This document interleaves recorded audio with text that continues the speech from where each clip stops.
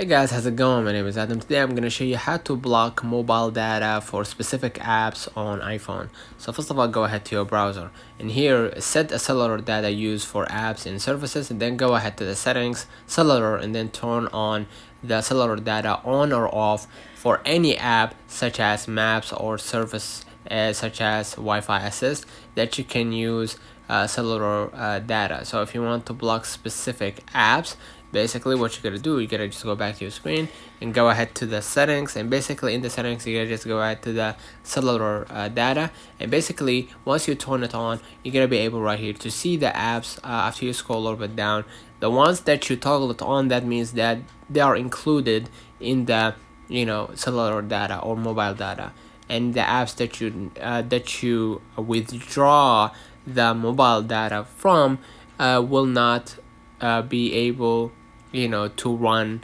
like in Wi-Fi setting. So basically that's it. You just toggle it on or off. Let me know in the comments if this video helped you.